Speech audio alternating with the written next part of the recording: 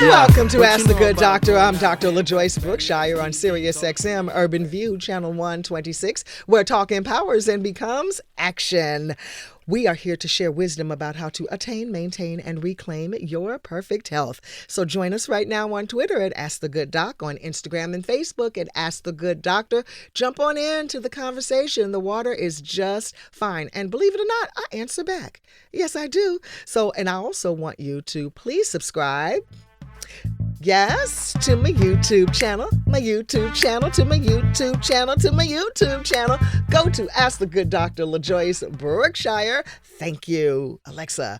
And our Wellness Warriors Weekend Getaway is underway.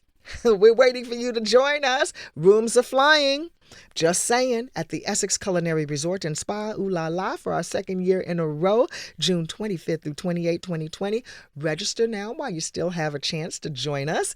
And if you'd like to be a vendor, also if you want to join us. So send me an email at askthegooddoctor@msn.com. Today, I am sounding the alarm. But it's not that kind of arrival alarm, because we don't want what I am sounding the alarm about today here, because we are talking about heart disease. Yeah, heart disease.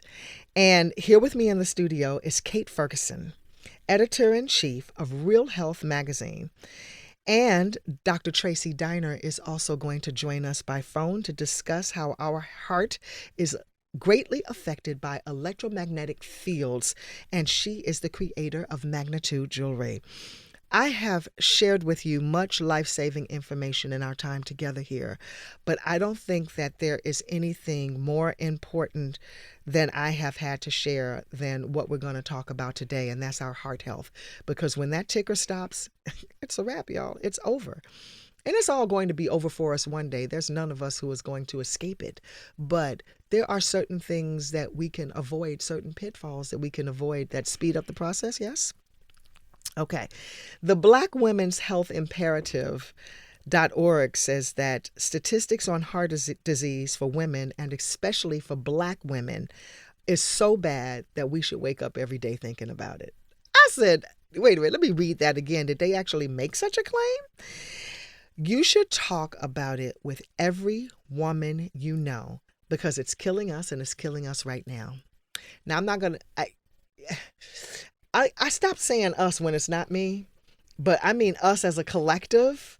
So it's killing Black women, and it's killing Black women right now, because I always try to be so careful with stuff, especially when I find out information. And as crazy as this might sound, heart disease is the leading cause of death for women in the United States, but only about 1 in 3 Black women is aware of it. And to make matters worse, this killer issue is more common in Black women than in women of other races. So in the late 1990s, researchers discovered women were about as likely as men to be diagnosed with heart disease, and for most of them, they were more likely to die from it, probably because they took no precautionary measures. They didn't have the classic signs and symptoms that often went along with heart disease, and so therefore it went undiagnosed. And Dr. Jennifer Mary at the Zucker School of Medicine in New York states that along with chest pain, women also suffer from fatigue. How many of us are tired all the time? Okay. Shortness of breath, indigestion, pain in the neck, literally a pain in the neck is a sign of heart disease. How about that?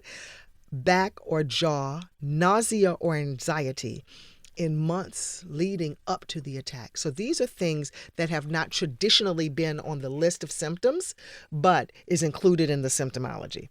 And I'm going to throw in there constipation. Yep, because most heart issues are a constipation issue, and I'll tell you more about that in a little bit. In more than half of the cases, according to one recent study in the Medical Journal, doctors fail to recognize these symptoms.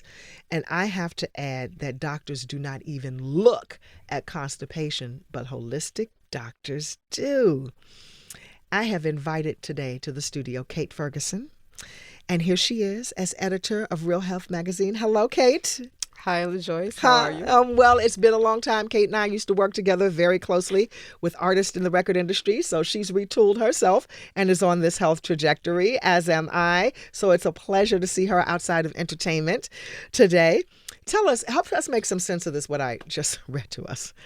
Well, you know what? That one on constipation was really interesting to me because that was the first time I ever heard that myself. Oh, yes. And okay, so I was going to explain more. So the colon looks like a hurdle, ascending colon, transverse colon, descending colon. And the transverse colon is the part of the hurdle that you jump over. The transverse colon is very close to the heart. So the ascending colon is an updraft that goes up, and then it has to go across, and then it comes down and goes out through the rectum for us to eliminate the waste. Well, if you are not having enough water and enough exercise and enough of the proper foods, that food is trapped on the inside of the transverse colon. Therefore, the transverse colon contains fecal matter that is old, that is decayed, and the colon can only hold so much. It's a very thin membrane. It's pliable, it's malleable, and it even breathes. So people who have a lot of bad odors, who smell like they need to go to the bathroom, because they probably do, those are the reasons why they smell, because it's trapped in the transverse colon. So right above the transverse colon being that heart, particles float out of the colon and float in and around the heart. Even odors, like if you smell a dead skunk, like we live in the Poconos, dead skunk, dead deer, that if you don't close your mouth fast enough, you kind of taste it, right? Yes. Have you had that experience? So the heart is affected even by the odor of what's trapped there. So that heart disease, and then these particles float out and get trapped and make a sticky valves. Okay, so really death begins in the colon for real, because if it's not cleaned out and swept out, it starts floating around the body and causing trouble, and the heart is right there. So we could singularly lick heart disease as well if we will just keep our colon clean, in addition to protecting our electromagnetic selves. Okay. Wow. Wow. Yeah. Science 101. Okay, well, I took notes on that. Okay. So but tell us about what you see in your spot as an editor, in your position as an editor of the heart disease just ravishing the communities. Okay, well, I think one of the biggest things that I've noticed and I've read about and kind of become aware of is that women are always doing for other people, and we don't take care of ourselves, or we kind of put other people ahead of ourselves, and this is one of the big reasons that heart health is low on the radar for women. I had a statistic that I had found that of African American women ages 20 and older, 49% already have heart disease. Wow. Say that one more time, It Kate. says That's, of- oh my gosh. Get your good doctor notebook. Go ahead, Kate. Of African American women ages 20 and older, 49% have heart disease. Oh gosh. So I mean that was a statistic that I was riveted. I couldn't believe it that I Oh just my saw gosh. that. Yeah. That actually just makes me ill, because we're dying from things that are preventable diseases. Go ahead. All right. So I mean, it's first of all, in the media, whenever you go to the movies, you see a heart attack. It's a man clutching his chest. You really never see a woman. So women don't really perceive themselves to be at risk. And you were talking about doctors not really even looking at certain symptoms for women. When you go in, sometimes people have been turned away. They're kind of, nobody believes them. Yes. So precious time passes and nothing is done towards helping that woman or finding out exactly what is wrong with her. I mean, I've heard stuff where women have been sent back home. Oh my gosh. Because they're not believed. And they're not listened to. Correct. So advocating for yourself is very important. If you can bring a family member with you so that that person can speak to the doctor and really make a case for getting you seen or getting you checked out, even before there's a major problem. That's something that you really need to have. There was a situation in Texas where a young girl who was 20-something years old presented in the emergency room with a heart pain, and you're supposed to immediately, if there's chest pain or if you can't breathe, you're supposed to be accepted immediately. And it was one of those busy days in the emergency room where the ER doctor people had to actually choose whom they were going to see first. And the Black woman who 20 plus, in her 20s, was not seen, and she died from a heart attack, right? She died in the emergency room, Alexa? A little bit after? Yeah, they took an older patient. Took an older patient first, and this woman died. And if they were more aware of this statistic that you just gave of 20-year-olds up having already heart disease, and heart disease is now described as clogged arteries, right? Stroke or high blood pressure, or of course chest pain, even if it's intermittent chest pain. Right. Yeah. So it's very difficult, like I said, advocating for yourself, very, very important. Also knowing your family history and this extends to other illnesses such as diabetes, obesity. So all of these things go towards they're risk factors for your heart health. So that's very, very important that women kind of recognize that this is also part of the issue. Mm-hmm. So, there are things to be done. I mean, I don't want to make it sound all doom and gloom. There are things that we can do to be proactive to help ourselves. There are foods that we can eat. We can do lifestyle modifications. We can become more active. And like I said, you really, really need to know your family history of illnesses. What runs in your family. Find out what happened to your grandparents, aunts, uncles, what happened to them, and relate it to yourself. And then you can get a head start on trying to change your behavior. And you know what? Knowing that history places you in a position, very rare position, that you know what the family history is, and you alone have the opportunity to change your trajectory. Correct.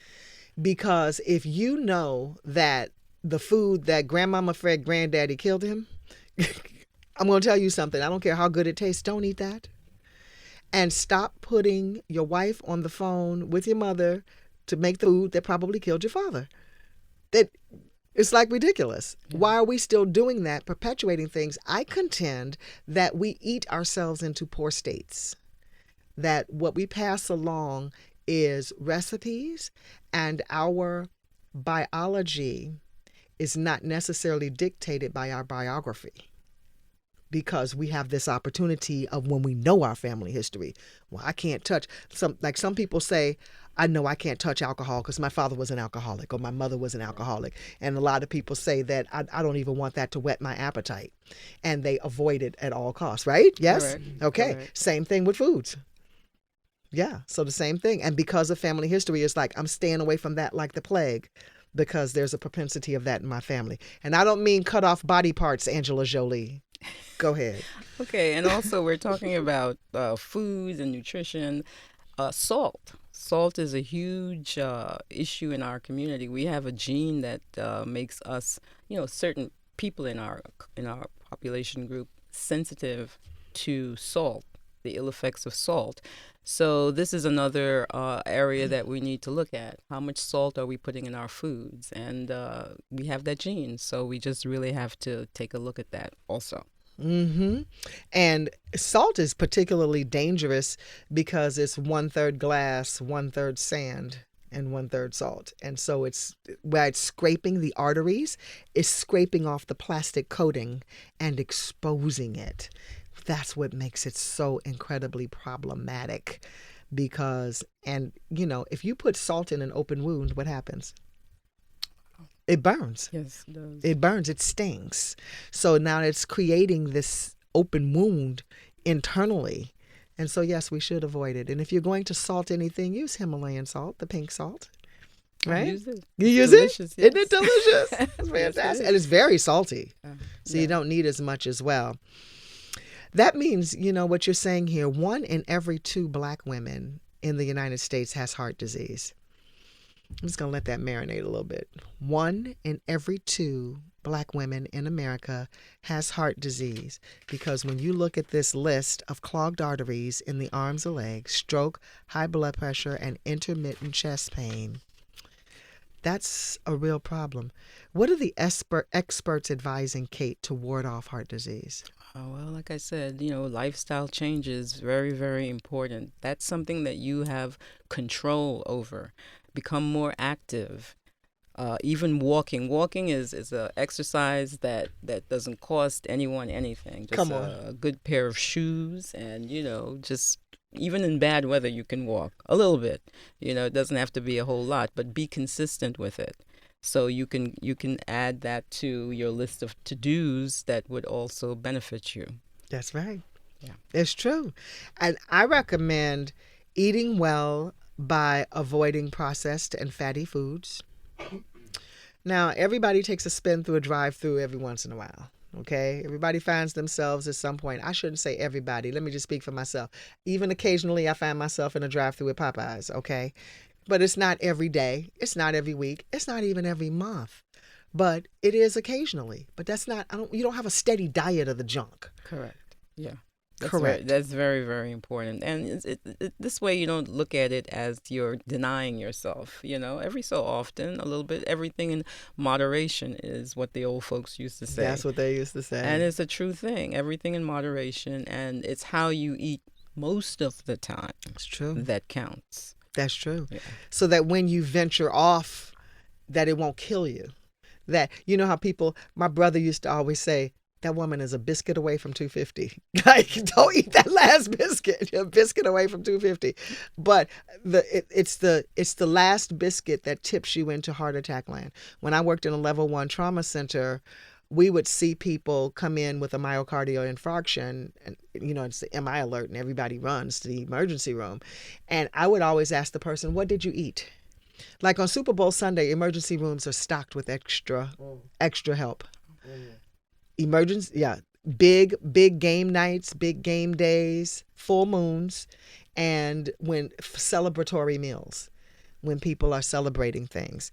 I also recommend that you load up on your fruits and veggies, have a meatless meal at least a couple of times a week, and have wild caught fish at least a couple of times a week. Avoid beef and pork. Get sleep. Take a nap at least twice a week. That powers you down, saves your heartbeats, yes. And studies show that it lowers the risk of having a heart attack or stroke by 48%. That's huge, just taking a nap. So, Kate, it's been so great having you here. Tell us how we can read your magazine. How can we tap into it? Okay. All right. Well, actually, we are online. We have a print publication that comes out every quarter. So that's spring, summer, fall, and winter. And you can actually find those magazines in our archives. Everything that's in the publication is published. So all the content, it appears online.